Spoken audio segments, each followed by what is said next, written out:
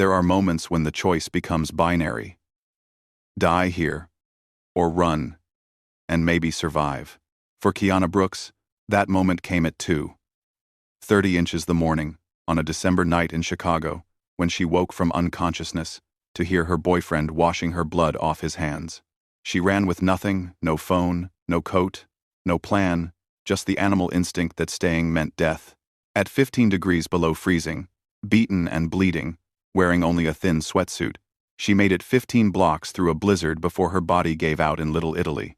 She collapsed in the snow outside a luxury building, hypothermia shutting down her organs one by one, certain her last thought would be relief that at least Marcus wouldn't find her body.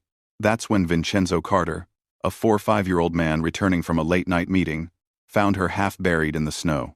One look at her battered face and the way the cold was claiming her, and he made a decision that would bind their fates together.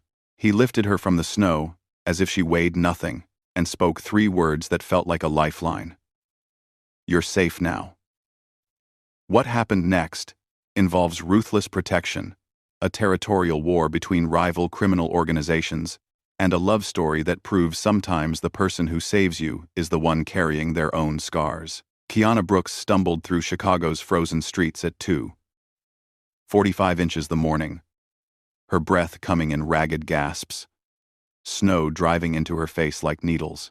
She had been running for 15 minutes, her thin gray sweatsuit soaked through, her braids stiffening with ice, driven by pure survival instinct and the absolute certainty that if she stopped, she would die. Her face throbbed where Marcus had punched her 2 hours ago, splitting her lip. Her left eye was swelling shut. Her ribs screamed with every breath from where he'd kicked her after she hit the floor. Looking back now, stumbling through deepening snow, Kiana could see all the warning signs she'd ignored. Marcus's love bombing in those early months, the isolation from her family in Detroit, the way he'd slowly dismantled her photography career, convincing her it was just a hobby, the escalating violence that started 8 months in slaps, then punches, then tonight, when he'd beaten her unconscious. She'd woken to the shower running Marcus, washing her blood off his hands before disposing of her body. That realization cut through the fog. This was premeditated murder. So she ran. 7 blocks into Little Italy, her body failed. The violent, shivering, slowed to something more ominous. Her thinking clouded. She collapsed in the snow, outside a building, with golden light glowing from the upper windows. At least it doesn't hurt anymore, she thought. At least he won't find me and finish what he started. Then a shadow fell across her. A voice deep, with a slight Italian accent. Christ. Hold on. Hands touched her face, gentle despite their size. She was lifted suddenly. Through the fog, she saw strong features, dark eyes, sharp with concern, and something harder. Expensive wool against her frozen cheek. You're safe now, he said, his voice steady and absolute. I've got you. You're safe. And for the first time in 3 years, she believed it. Welcome to Kiana and Enzo's story. If you're already interested in what happens next, comment below where you're watching from, and hit the subscribe button. Trust me, you don't want to miss what's coming. Let's get back to the story. Kiana's eyes opened to darkness and the taste of blood. For a moment, she didn't understand why she was on the floor, why her head throbbed with a sickening pulse, why her ribs screamed with every shallow breath. Then memory crashed back, Marcus's fist connecting with her face, the floor rushing up to meet her, the burst of white pain before everything went black. The apartment was quiet except for one sound: water running in the bathroom. The shower. Marcus was washing the blood off his hands. The realization hit her with the force of a second blow. This wasn't rage that had spiraled out of control. This wasn't punishment for some imagined transgression. He had beaten her unconscious and then calmly moved to the next phase. He was going to kill her. Maybe he already thought he had. Kiana's survival instinct kicked in with crystalline clarity. She had minutes at most, moving with agonizing slowness despite the urgency screaming through her nervous system. She pushed herself up on trembling arms, biting down on her split lip to keep from making noise. Every movement sent fresh waves of pain through her ribs, but she forced herself forward, crawling toward the door. Her boots sat by the entrance where she'd left them hours ago, back when the worst thing she'd worried about was whether Marcus would be angry she'd taken too long at the grocery store. She pulled them on with shaking hands, leaving them untied. Her coat Marcus had locked all of them in the hall closet months ago, claiming she went out too much, that she was always trying to leave him. She had no time to break the lock, no time for anything but escape. The shower was still running.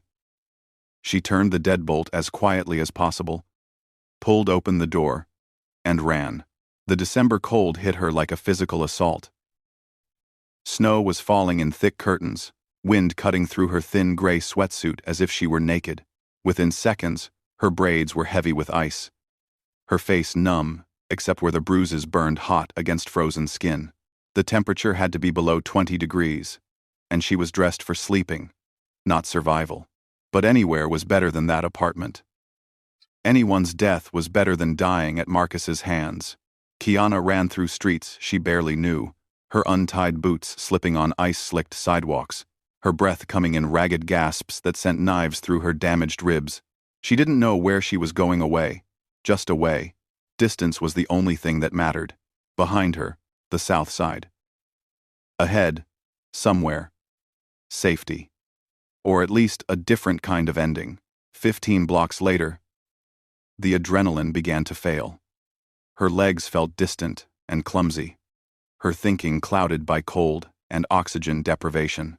The violent shivering that had racked her body in the first few minutes had progressed to something slower, more ominous. She stumbled into a different neighborhood, Little Italy, her fading mind supplied where elegant buildings rose against the snowy sky. Her legs buckled outside one such building, its upper windows glowing with warm golden light. She went down hard, the impact barely registering through the advancing numbness. She crawled the last few feet to the doorway and collapsed against the stone, snow already beginning to bury her. The pain was fading, everything was fading. At least it would be over. At least Marcus wouldn't find her corpse and brutalize it further, wouldn't get to control even her death. Kiana closed her eyes and waited. Footsteps crunched in the snow, close and getting closer. A man's voice, deep and sharp with alarm. Christo. Hands touched her face, surprisingly gentle for their size, and she tried to open her eyes but her body wouldn't obey. She was lifted suddenly, effortlessly, the movement sending a spike of pain through her ribs that dragged a gasp from her frozen lungs. "Hold on," the voice commanded. Closer now. And she felt expensive wool against her cheek, felt herself being carried with swift purpose. "Stay with me." Warmth hit her in an overwhelming wave as they moved inside. Her skin screamed with returning sensation. Through the fog, she heard rapid Italian. Heard another voice responding. Felt herself being carried up, into that golden warmth she'd seen from the street. The man carrying her looked down, and his dark eyes were intense with focus and something fiercer recognition, not of her, but of what had been done to her. His jaw was set hard, his expression carved from stone. "You're safe now," he said. And his voice was absolute, unshakable, a promise delivered like a vow. "I've got you. You're safe." And against all logic, all experience, all the reasons she had to never trust another man's promises, Kiana believed him. Kiana woke to unfamiliar softness. Thick blankets cocooned her body, heavy and warm, in a way that felt alien after years of Marcus rationing the heat to punish her for perceived infractions. The room was dim, curtains drawn against daylight that suggested hours had passed. An IV line ran from her left arm to a bag hanging on a stand beside the bed. Panic hit immediately. Strange room, strange bed. Where was she? How did she get here? Her body went rigid, preparing to fight or flee, despite the protests of bruised ribs and aching muscles. Then memory filtered back in fragments. The snow, the cold, stealing her consciousness. Strong arms lifting her. A deep voice promising safety. "You're safe now." She forced herself to breathe, to take inventory. Her sweatsuit was gone, replaced by soft cotton that felt like men's clothing, an oversized t-shirt, and loose pants. Someone had undressed her. The thought should have terrified her, but somehow didn't. Whoever had done it had been clinical, focused on survival rather than violation. Her fingers and toes tingled with the aftermath of frostbite, painful but functional. Her mind drifted, exhaustion pulling her sideways through time. She remembered the gallery show 3 years ago, how proud she'd been of her photographs lining those white walls. Marcus had stayed after everyone else left, studying each image with what seemed like genuine appreciation. He'd bought 2 prints, asked her to dinner, made her feel seen in a way she'd been craving since moving to Chicago alone. Those first months had been intoxicating. The expensive restaurants where he ordered wine she couldn't pronounce. The constant texts checking in, which felt like attention rather than surveillance. The way he'd make her feel like the center of his universe. Like nothing else mattered when he looked at her. She remembered the first time he'd said he loved her 6 weeks in, too fast. But she'd been too caught up to care. She couldn't pinpoint exactly when concern became control.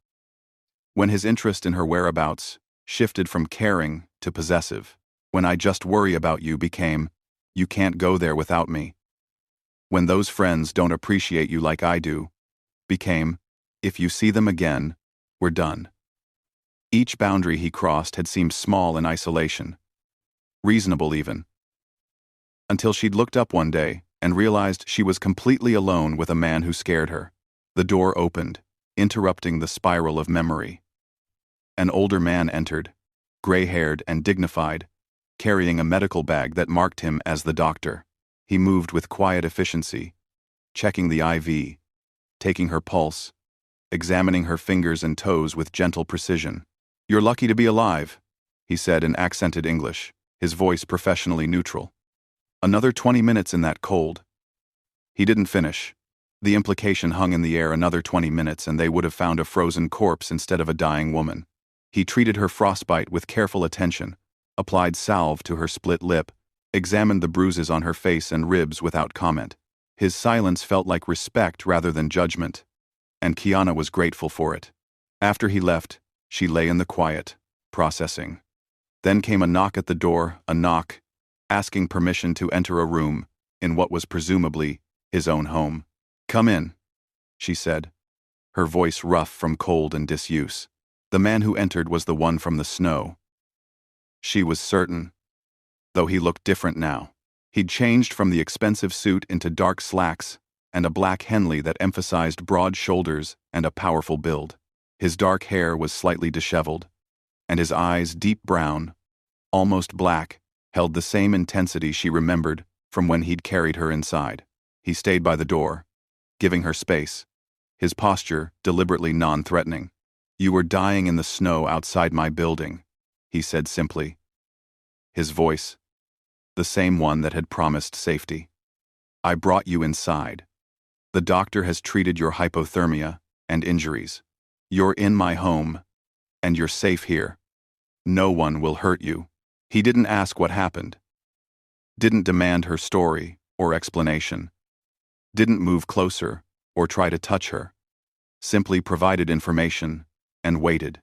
"Thank you," Kiana managed, the words inadequate, but all she had. He nodded once.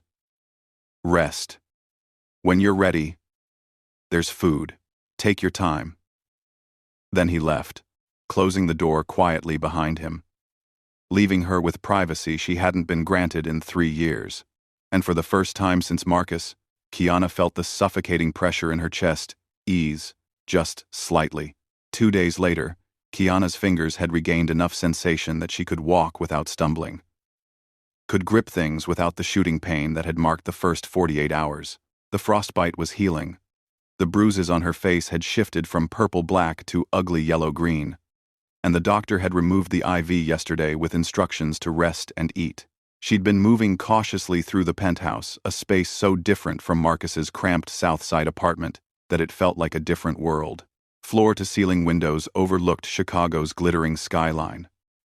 The furniture was expensive, without being ostentatious. And everywhere, there were small touches of care.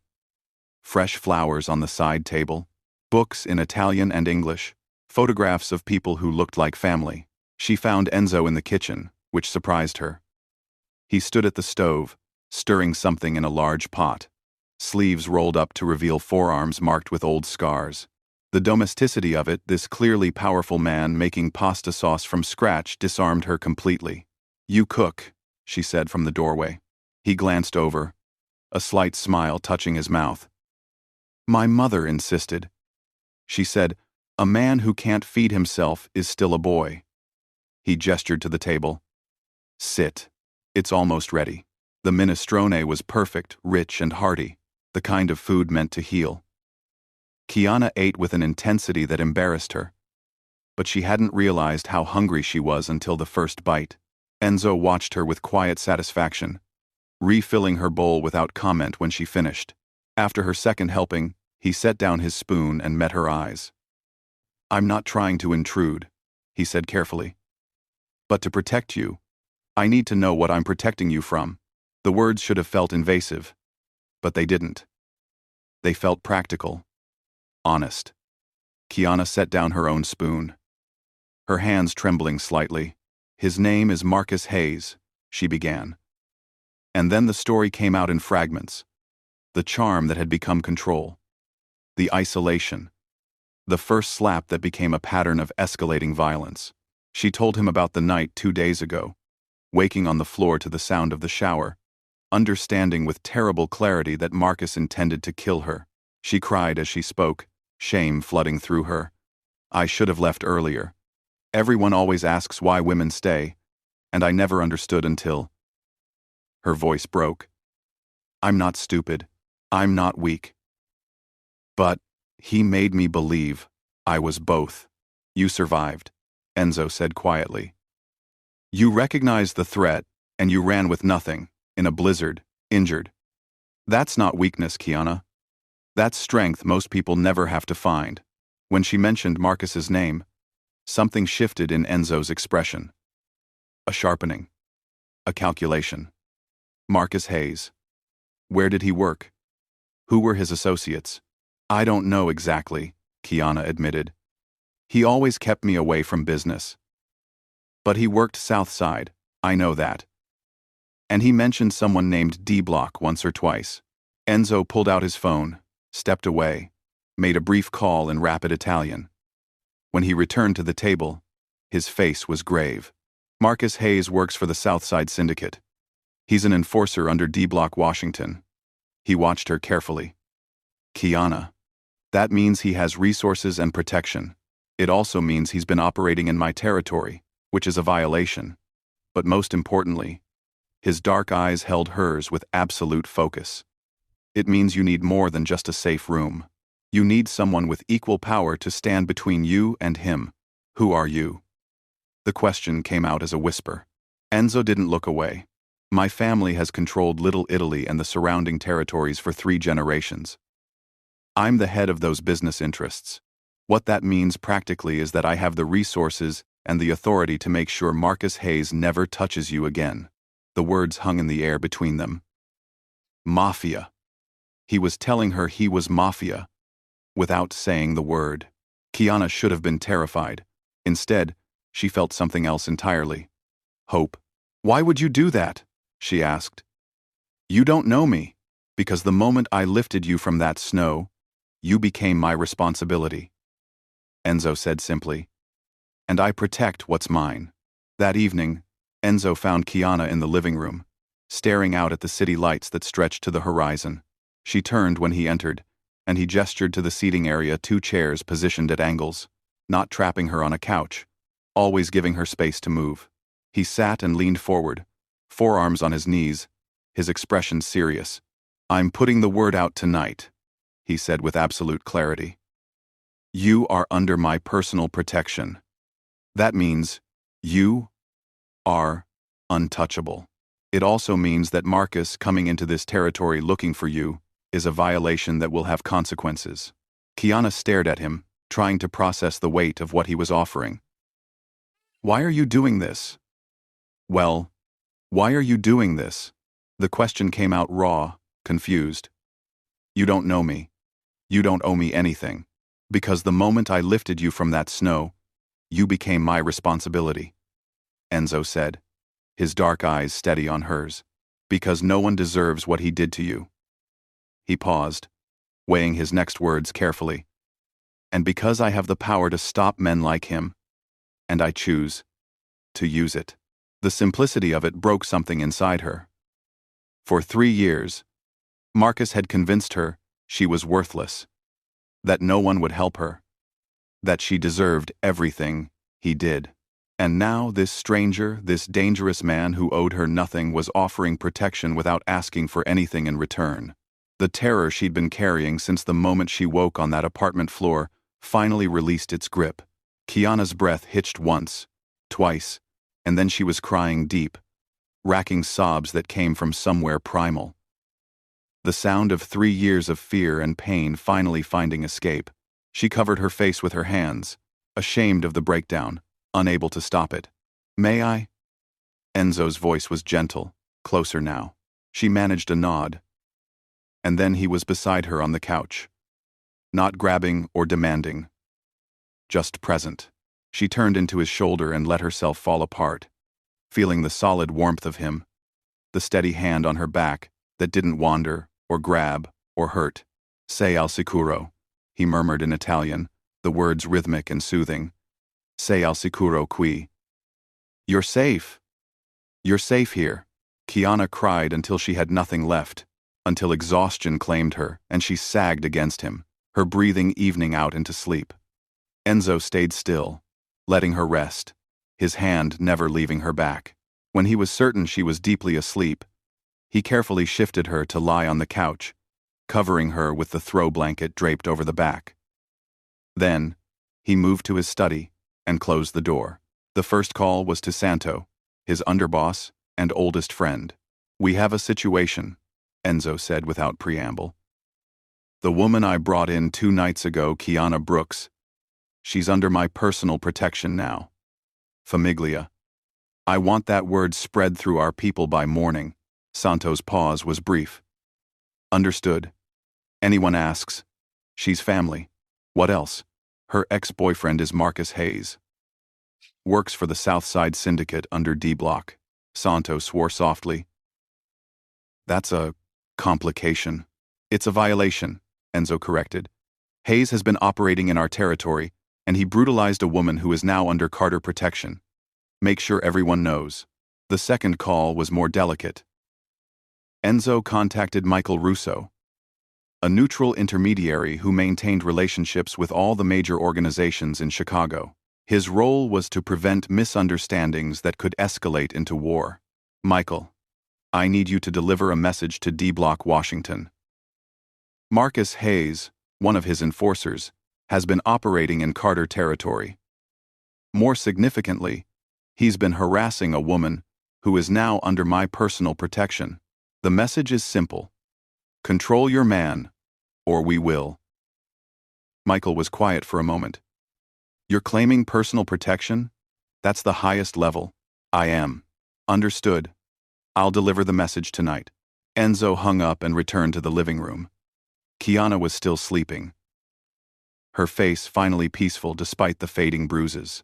He sat in the chair across from her, keeping watch, and made himself a promise. Marcus Hayes would never touch her again. Whatever it took. Whatever it cost. She was under his protection now, and Vincenzo Carter protected what was his. Over the next 3 weeks, Kiana settled into a routine she hadn't known was possible, one without fear as its foundation. The bruises on her face faded through their spectrum of healing. Deep purple to sickly, green to yellow, brown to nothing. The frostbite damage resolved, sensation returning fully to her fingers and toes. She gained back the 15 pounds she'd lost during those final months with Marcus, when anxiety had killed her appetite and he'd controlled when and what she ate. The penthouse became familiar territory, and with familiarity came observation. Enzo's younger sister Gianna visited every Sunday, bursting through the door with energy and laughter that transformed her brother completely. With Gianna, Enzo was relaxed, indulgent, teasing her about her new boyfriend, while she rolled her eyes and threw a pillow at him. When Gianna spotted Kiana the first time, she'd crossed the room immediately and pulled her into a hug. "Anyone my brother protects is family," she'd said simply, and the warmth in her voice was genuine, uncomplicated. No questions about Kiana's past, no judgment, just immediate acceptance. Kiana also watched how Enzo treated Maria, the housekeeper who came 3 times a week. He always asked about her grandchildren by name, remembered details from previous conversations, thanked her for specific things rather than generic appreciation. This small, consistent kindness devastated Kiana in ways she couldn't articulate. Marcus had never noticed anyone but himself, had treated service workers as invisible inconveniences, but she also saw the weight Enzo carried. He'd returned from meetings with exhaustion carved into his features, tension in his shoulders that spoke of decisions with life or death consequences. She'd hear him on late-night phone calls, his voice low and controlled, managing conflicts and territories and the endless responsibilities of leadership. He was responsible for hundreds of people, their livelihoods, their safety, their families. The loneliness of that burden was visible in the rare moments when he thought no one was watching. And Kiana found herself noticing other things. The way his dark eyes followed her across a room, tracking her movement with an intensity that should have frightened her, but didn't. How he always positioned himself between her and the door, protective, not controlling, always leaving her an exit. His hands, scarred across the knuckles and capable of violence, impossibly gentle when he handed her coffee in the morning. The rough edge his voice took on when he was tired, dropping lower, almost intimate. She found herself wanting to touch him, to ease the tension from his shoulders, to be the person who could make that exhaustion lift from his features. But Enzo never touched her casually, never stood too close, never pressured or hinted or made her feel like his protection came with unspoken expectations. He was meticulously, deliberately careful, and Kiana realized with startling clarity. He was waiting for her to choose.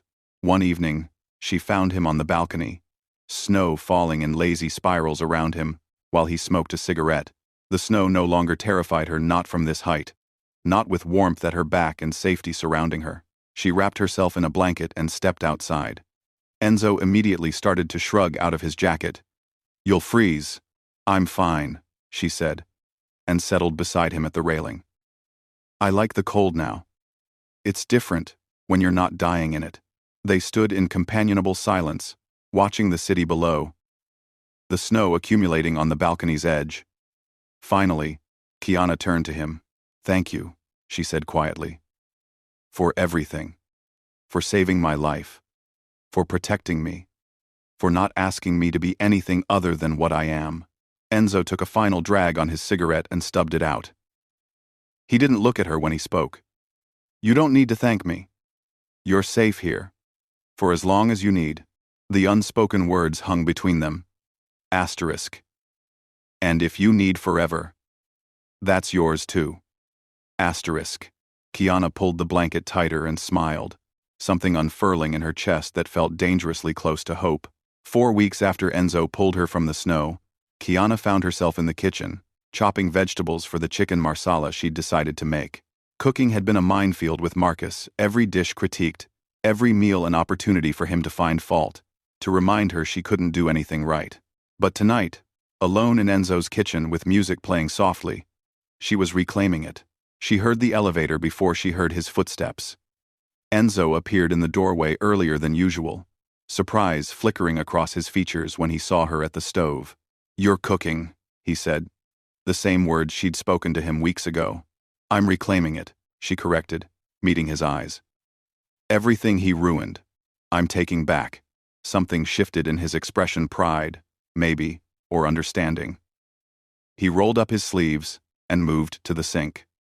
"What can I do?"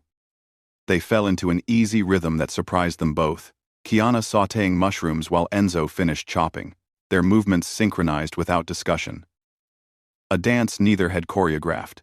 It felt natural, comfortable, right in a way that made Kiana's chest tight with something she was afraid to name. What am I to you? The question escaped before she could stop it. She'd been thinking about it for days, lying awake in the guest room, trying to understand what she was to this man who'd saved her life and asked nothing in return. I'm not family. I'm not an employee. I'm not. What am I? Enzo stopped chopping, set down the knife with deliberate care. He turned to face her fully, wiping his hands on a towel, his dark eyes serious. You're someone I care about, he said quietly. Someone I want to keep safe. He paused, and she watched him choose honesty over caution, watched him decide to risk. You're someone I think about first thing in the morning and last thing at night. Someone I want. He stopped himself. Want to what? Kiana turned off the burner, giving him her full attention. Want. Period. The words came out, low, rough. I want you, Kiana. But I won't act on that until you're ready. Until you're healed. Until you choose me freely, without gratitude or obligation confusing the choice. Her heart was pounding, but not with fear.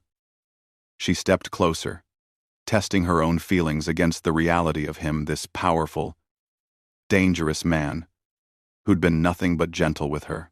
What if I don't want to be another thing you protect? What if I want more than that? Then you tell me what you want, Enzo said, holding himself perfectly still. And if it's within my power, it's yours. But understand, I'm not Marcus. I don't take. I don't demand. You have complete autonomy here, always. Kiana closed the final distance between them. Close enough to feel the heat radiating from his body, to see the restraint carved into every line of his posture. I want you to kiss me. It was a question and a statement, permission and request, all at once. Enzo lifted his hands slowly, telegraphing every movement, giving her time to change her mind. He cupped her face with both hands, his scarred knuckles gentle against her cheeks. Are you sure? Yes. The kiss was soft, careful, reverent, everything Marcus's kisses had never been. No demand, no force, just warmth and tenderness, and the feeling of being cherished rather than claimed. When they broke apart, Kiana was crying. But this time, it was relief flooding through her. I didn't know it could be like this, she whispered against his mouth. Enzo pulled her close, one hand cradling the back of her head, the other arm wrapped protectively around her waist. It should always be like this, he murmured.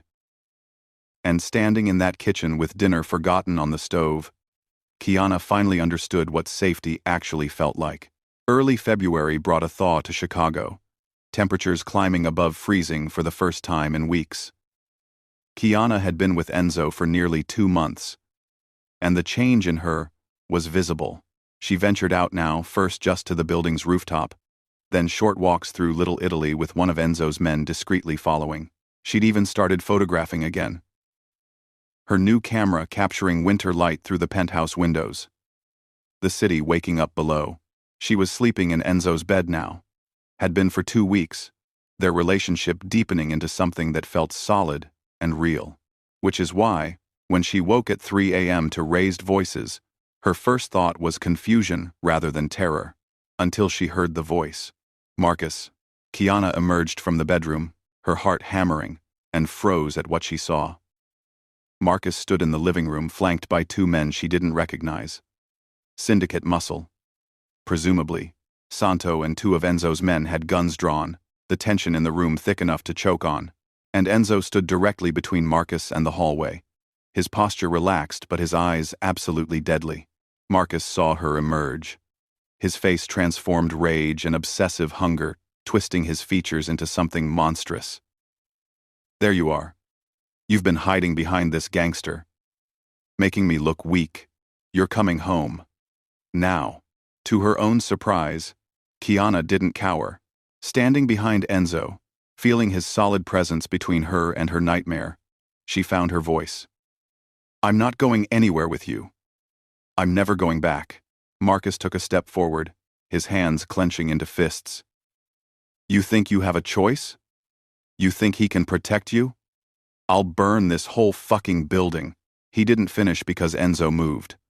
Not violently, just a single step forward. But it carried such authority that everyone in the room felt it. Marcus Hayes. Enzo's voice was quiet, conversational even, but it cut through the tension like a blade. You were warned once by your own people. You were warned twice by neutral intermediaries. This is the third and final warning. He took another step forward, and despite having two men with him, despite the guns pointed at him, Marcus flinched. Kiana Brooks is under my protection. Mine. That means she's untouchable. Enzo's dark eyes were pitiless. You tracking her here, violating my home, threatening her in front of me, that's a death sentence in our world. Do you understand? She's mine. Marcus started. Desperation. Cracking his voice. She's no one's but her own. Enzo cut him off. But she's chosen to be here, under my roof, in my care. And I keep what's mine safe. The distinction was subtle, but absolute. Not claiming ownership, but claiming responsibility. Here's what happens now. You leave. Tonight. Chicago. The syndicate has already disavowed you. D-Block made that clear 3 days ago when you defied his direct order to stay away. You have no backup. No protection. Enzo's voice dropped lower, colder. And if you ever come near Kiana again, they won't find enough of you to bury. Are we clear? Santo and his men moved forward as one. Marcus lunged toward Kiana. But he didn't get 2 steps before they had him, dragging him backward toward the elevator. His screams echoed through the penthouse, threats and curses that faded as the elevator doors closed. Silence crashed down. Kiana stood frozen in the hallway, her body trembling with adrenaline. Enzo turned to her, and the deadly authority drained from his expression, replaced by immediate concern. Are you all right? She nodded, then shook her head. Then a sound escaped her throat, laughter, wild and slightly hysterical. He looked so small. Enzo crossed to her immediately, understanding flooding his features. The monster in her head, the nightmare that had controlled her for 3 years, confronted with reality, was just a pathetic, violent man. He was always small, Enzo said, pulling her close. You're the one who's strong, and Kiana finally believed it. 3 days after the confrontation, Santo knocked on Enzo's study door with news. Marcus Hayes had been found in an alley on the south side, beaten so severely he'd been hospitalized for 4 days. Upon release, he'd left Chicago immediately, took a bus to somewhere, destination unknown. No one was looking for him. No one cared where he went, as long as it was far away. Kiana expected to feel relief when Enzo told her. Instead, she felt hollow, empty, in a way she couldn't articulate. She sat in the window seat overlooking the city, knees drawn to her chest, staring at nothing. Why did I stay with him for so long? The question came out quiet, raw. Everyone always asks that. And I never understood until I was the one staying. Why didn't I leave sooner? Enzo crossed the room and sat beside her, not touching, just present. Because he convinced you that the abuse was love. Because he isolated you from everyone who could tell you otherwise. Because leaving an abuser is the most dangerous time. He paused, met her eyes. And you knew that instinctively. Your body was trying to keep you alive. He took her hand, threading his fingers through hers. You survived, Kiana. You survived. And when the moment came, you left with nothing. In a blizzard. Injured. That takes more strength than most people have in their entire lives. But I lost 3 years. You lost nothing, Enzo said firmly. He took those years. That's not the same thing. And you're taking your life back now. Silence settled between them. Not uncomfortable, just heavy, with shared understanding. Finally, Enzo spoke again, his voice lower. My father led this family through fear and brutality. He beat his sons to make them strong, he said. Beat my mother to keep her in line. Enzo's jaw tightened. I watched him slowly destroy her, until there was nothing left of the woman she'd been. I swore I'd never be him, that I'd lead differently, but it means I carry everyone's weight. And sometimes, he stopped. Sometimes you feel alone, even when surrounded by people. Kiana finished softly. Enzo looked at her, something vulnerable flickering across his features. Yes, I understand, she said, squeezing his hand. Trauma is lonely. Even when people love you, they can't reach the place where it lives. No, Enzo agreed. But having someone who understands, that helps. They sat together as the afternoon light faded. Two people who'd survived violence, finding solace in shared silence. Days later, Enzo found Kiana in the living room and placed a box on the coffee table in front of her. Open it. Inside was a camera, professional grade, top of the line, the kind she'd dreamed of owning when she first started photography. Beneath it, a key card. There's a studio space 2 blocks from here, Enzo said. It's yours. 6 months paid, fully equipped with a darkroom and editing station. Your photography wasn't a hobby, Kiana. It was your dream. Kiana stared at the camera, tears streaming down her face. She lifted it with trembling hands, feeling the weight of it. The possibility. I don't know if I'm still good enough. Then, find out, Enzo said simply. You have time. You have space. You have no one telling you that you can't. Kiana looked up at him. This man who'd saved her life and then given her back her future. She stood, crossed to him, and kissed him. Hard, gratitude, and love, and determination, all wrapped together. Thank you, she whispered against his mouth. Go create, Enzo murmured. Show the world what he tried to destroy. And for the first time in 3 years, Kiana believed she could. 8 months later, December returned to Chicago with the first snow of the new winter. Kiana stood at the window of her studio, still a thrill to say, reviewing prints from her latest series. The work was good, better than she remembered being capable of. She'd rebuilt her portfolio slowly at first, then with growing confidence, as muscle memory and creative vision returned. Last month, she'd had a small show at a gallery in Wicker Park. Nothing major, but it was hers, her name, her vision, her reclaimed dream. She'd reconnected with her family, too. Her mother and sister had visited last month, nervous about meeting Enzo, about understanding this life Kiana had built. But her mother, practical and protective, had watched Enzo with Kiana for one dinner and said simply, "He treats you right." That's all I needed to see. The relationship with Enzo had deepened into something solid and real. They'd learned each other's wounds and healing patterns, had navigated the territory of triggers and nightmares with patience.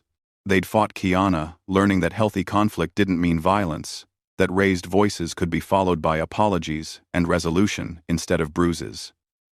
They'd laughed. They'd built something neither had known before. True partnership. Her phone buzzed. Enzo, * rooftop. Now. Dress warm. *. Kiana smiled, pulled on her coat. She had a dozen now, all chosen by herself, and took the elevator up. Enzo stood at the rooftop's edge, snow falling thick and beautiful around him.